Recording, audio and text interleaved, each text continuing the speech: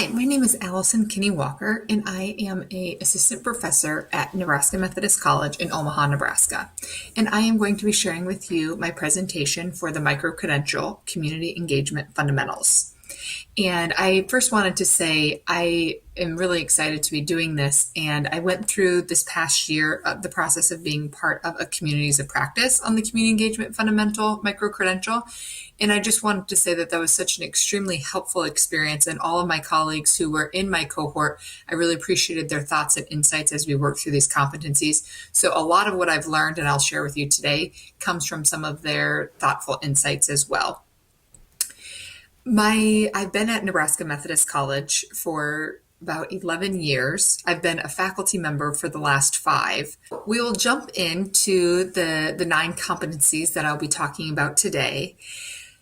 And I should mention, my position title is assistant professor, and I teach in our communications department, but I teach at a health sciences college. So we have a large nursing program, and then we have several associate degree programs in the health professions. So I teach undergraduate students, and I teach them in several different communication courses. But part of my job when I was hired was really important to me that I was going to get to continue to be engaged in the community because that's where I came from.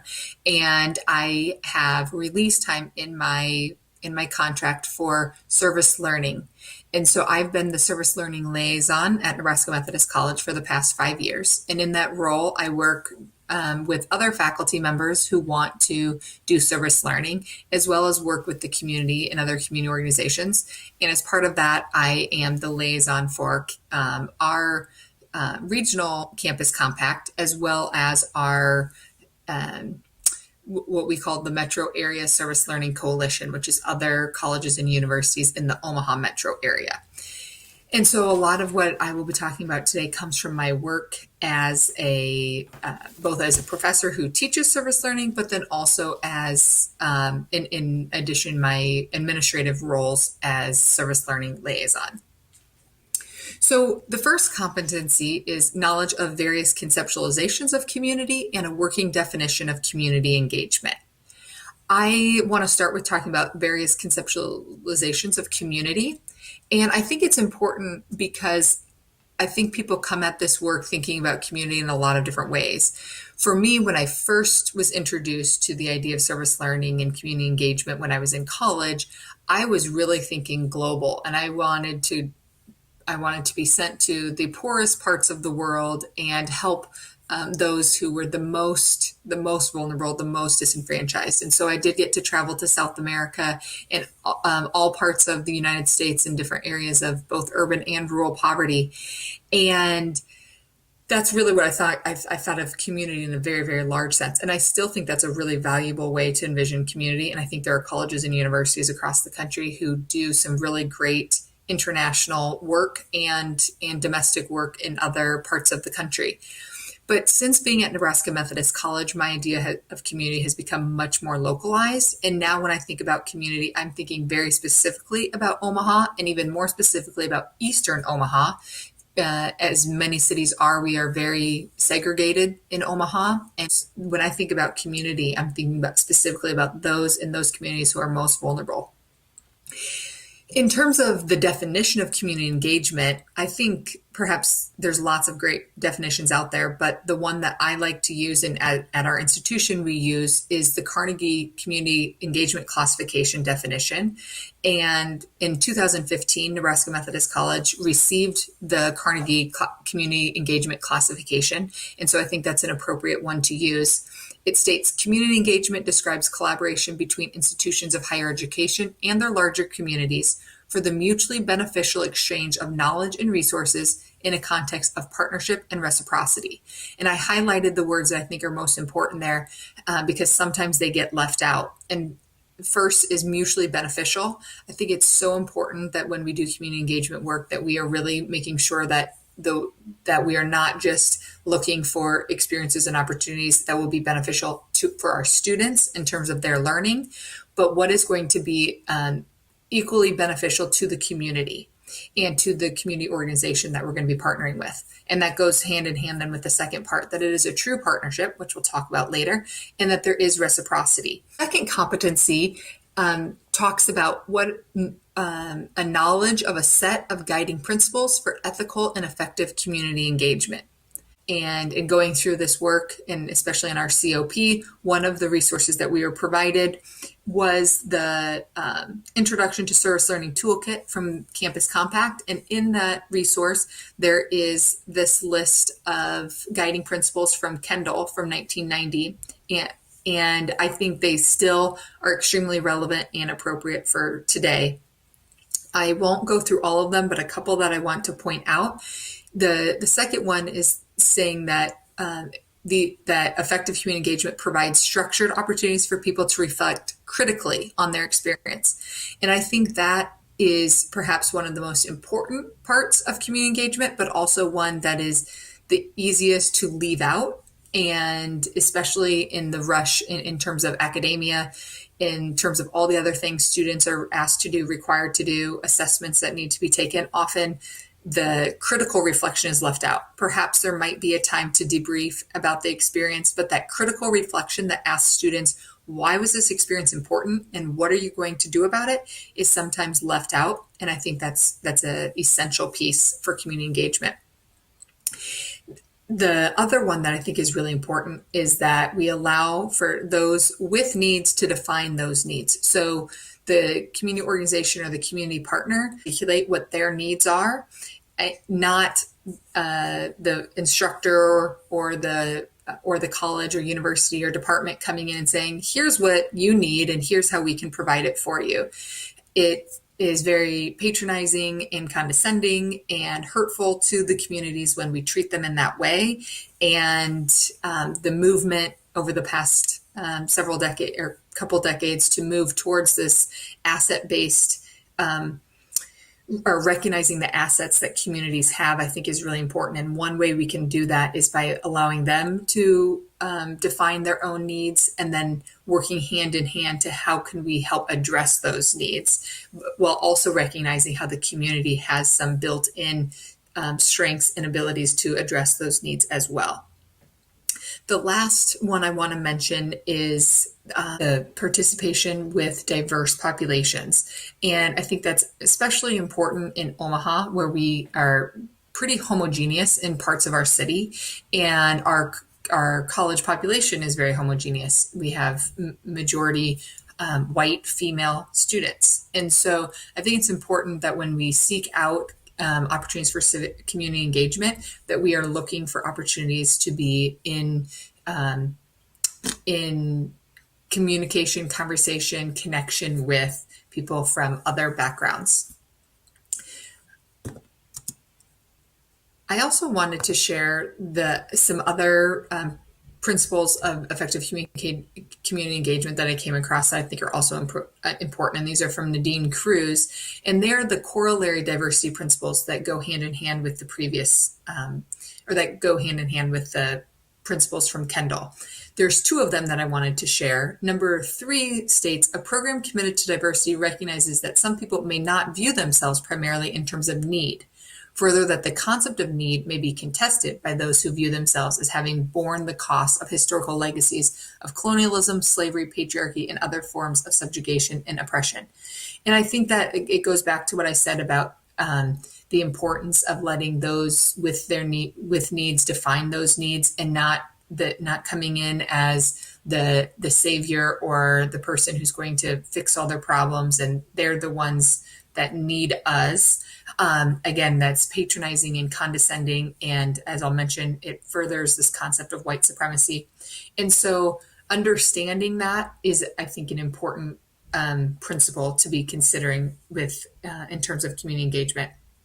And the second one is talking about how a program committed to diversity makes sure that there's participation from all different types of people who could traditionally maybe be left out of community engagement projects or experiences. And I think about that from our student perspective, that we do have students who are that we have a more non-traditional student population. So we have a lot of older students, and we have a lot of students who are single parents. And sometimes the opportunities that are presented are at times that leave them out and not being able to participate.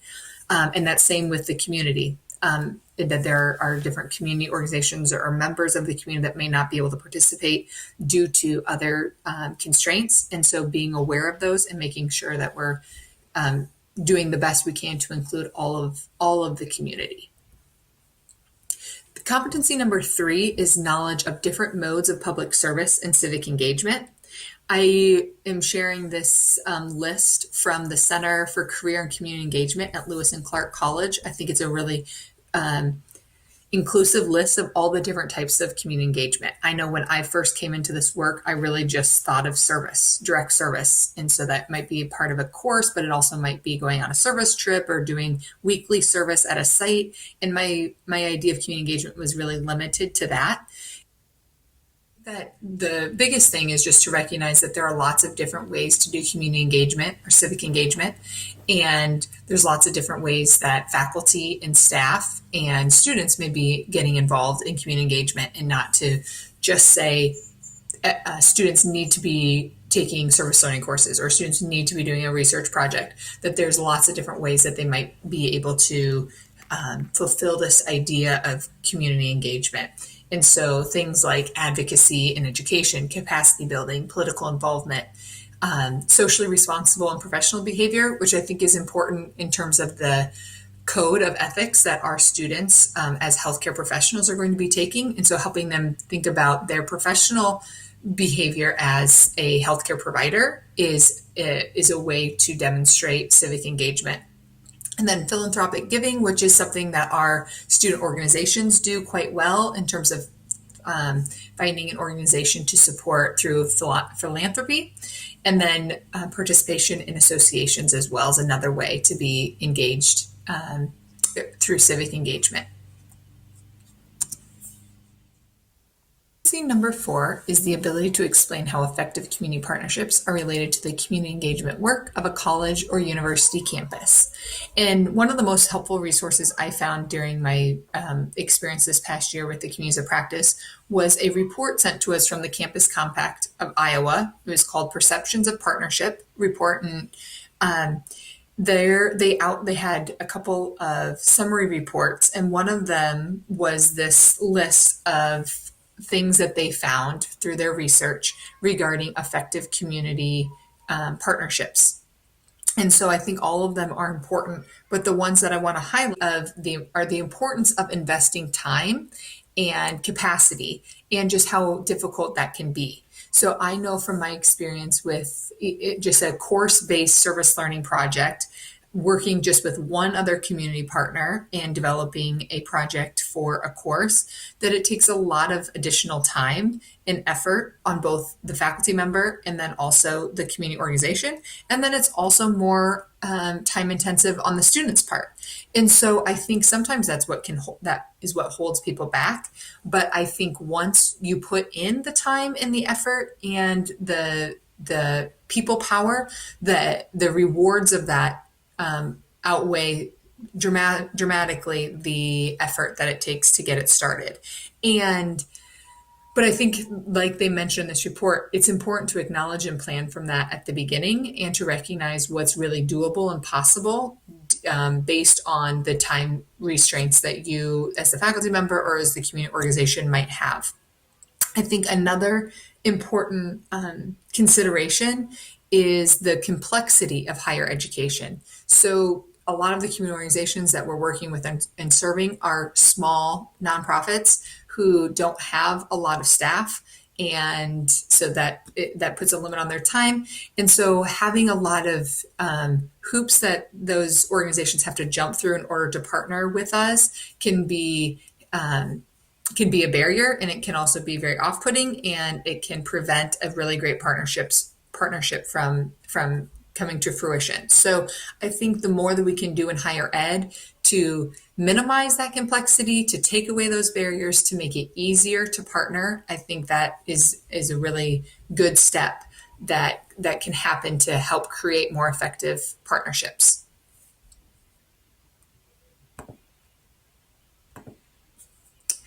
Competency number 5 is the ability to describe the nature of a strong community campus partnership. And so I want to spend a little bit more time here elaborating on that report that I shared in the previous slide.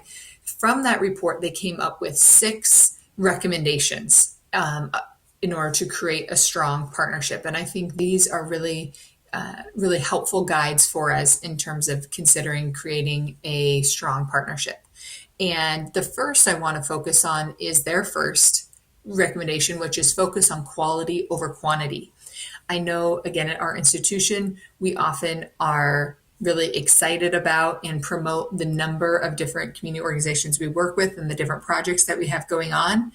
However, I have found that really just having a lot of community organizations or having a lot of projects going on is not necessarily really contributing to making a difference in our community.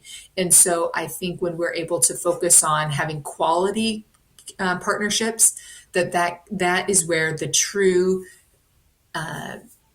impact comes, and that we can really develop and spend a lot of our time and resources on developing that community partnership and be able to make a deeper impact in the community.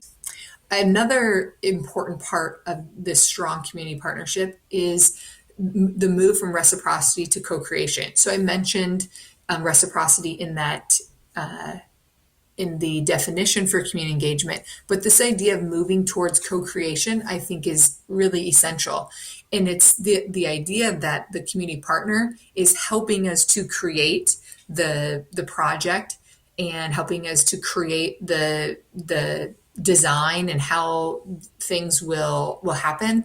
I know from my experience, often a faculty member will go to a community partner and say, here's what I would like my students to do. Can they come to your organization to do this? And there still is some reciprocity because it's something that's beneficial to the organization.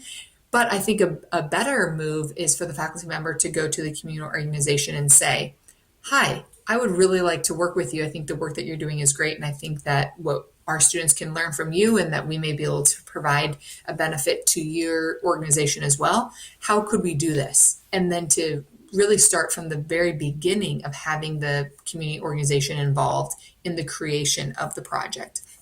The other recommendations here I think are also really important.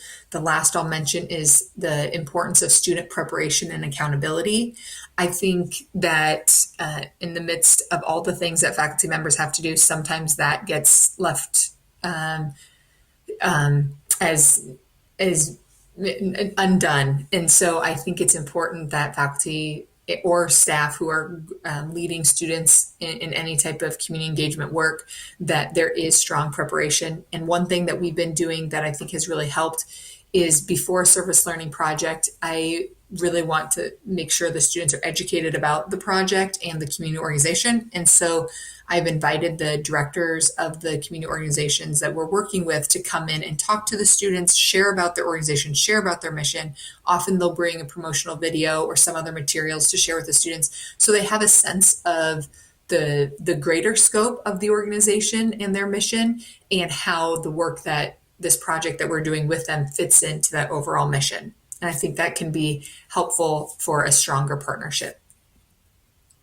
Competency number 6 is the ability to articulate the importance of equity and inclusion in engagement work, including the opportunities and challenges inherent in engaging participants and stakeholders across lines of social difference. I've listed 3 resources there that have helped me to better understand this competency and continue to work through it. Of all the competencies, I find this to be the most difficult.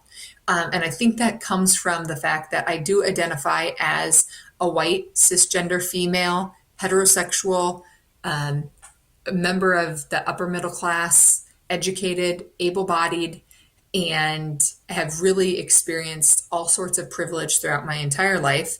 And so I think that this is such an important part of community engagement, but I find it to be difficult just because I'm continuing to learn to undo a lot of the social conditioning and that I have been a part of and the systems of oppression that I've been a part of.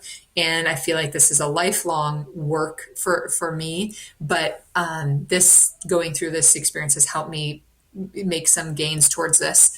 And so I had already mentioned the diversity principles from Nadine Cruz. I think those were really insightful. I recently read the book White Fragility by Robin DiAngelo, and I think that's just a fundamental work that all people who are interested in this work, especially people who identify as white, important for us to read. And then lastly, the article by Mitchell and Associates titled Service Learning as a Pedagogy of Whiteness. And this really struck me reading this and realizing how service learning can reinforce these negative stereotypes about people of color and reinforce these stereotypes about white supremacy. So the idea of using words as underprivileged and at risk strictly because they are a person of color, and not linking that and recognizing that that comes from reinforced systems of oppression and white supremacy that have kept people of color in these classes of being underprivileged and at risk. I think that's really important that we help our students deconstruct and recognize these systems of racism and other isms in our community. I also think the second quote, second part of that statement is important. And that's this idea that defining white middle class students as automatically and necessarily capable of serving reinforces white supremacy. So this idea that just because you're a white student at a college or university, that you have the skills and the abilities to serve and to benefit underprivileged people in our community is, again, it reinforces this idea of white supremacy, this white savior idea that we are going to come in and help you, and we have the knowledge and resources and skills that you don't. And I think helping students think about this, reflect on this, is critical in terms of being able to move towards more equity and inclusion in our campuses and universities, in our community partnerships, and in our community. Competency number 7 is the ability to describe the roles of engaged faculty, staff, and students as an engaged campus, on an engaged campus, and the issues they face. So I've listed a few of the different roles that faculty and staff and students play on my campus and at many different types of college campuses across the country. So faculty, they are teaching service learning courses, they are leading. In our case, we have a lot of community clinicals. This is clinical coursework that is done in the community or at a community organization. We have faculty that are a part of community-based participatory research projects. We have faculty who lead service trips over breaks that are part of fall break, spring break, that are part of a course. We have staff who plan and facilitate service opportunities through co-curricular projects, through our student government, through other student organizations. We have other types of civic engagement programs that they run, things like voter registration and other movie site viewings and conversations and speakers that they bring to campus. We have days of service that they facilitate for our students. And so that's ways that staff are engaged on our campus. And then students, I think they participate in all the things I just mentioned, but they also volunteer on their own accord, and they are ambassadors for community engagement. Through word of mouth, we're seeing that especially our first-time incoming freshmen are eager to be participating in community engagement work. I think one of many people face is, how do we share about and really promote the work that is going on campus? How can we tell the greater community? How can we tell each other? We know that there's faculty doing work that other faculty, even within the same college, don't know about. We know that staff are sometimes doing a project with the same organization that maybe a faculty's member is working on, and there's not communication between them. And so I think the challenge is that we need to find ways to reach out and share about the work that we're doing, and really being the cheerleader for each other, promoting that work that they're doing. Competency number 8 is knowledge of examples of effective community and civic engaged teaching. So I am sharing a list of 6 models of community engaged learning from Heffernan. And this is not a complete list, but number one, pure service learning is what I'm most familiar with and what I have participated in as both a student and as a faculty member. And I think that what's important is recognizing that service learning is not the only type of community engaged teaching, and that it's just one model among many. And I think sometimes in academia, we get so focused on we have to do service learning in this very specific way that we don't recognize or support other types of civic engaged teaching. And so one other way that we're doing service learn or a type of community engaged teaching is faculty that are in the health sciences, especially in nursing. They're doing a lot of community engaged teaching.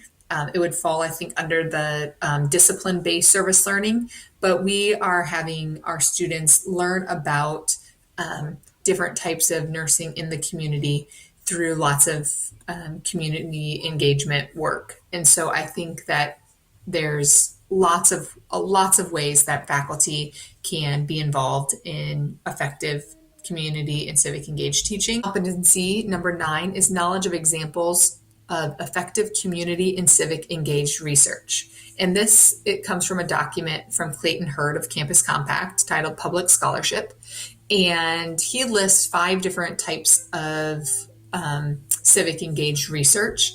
And what I'm most familiar with is community-based participatory research. I've been a lead investigator on one project and a co-investigator on a couple other community-based participatory research projects at Nebraska Methodist College. And I think that it is most essential component of this is that the research is done with communities, not on communities. And again, just as mentioned with service learning projects and other types of partnerships, that the project is co-created with the community, and the faculty member doesn't come and say, I'm going to research you and your organization and your population that you serve, and this is how I'm going to do it.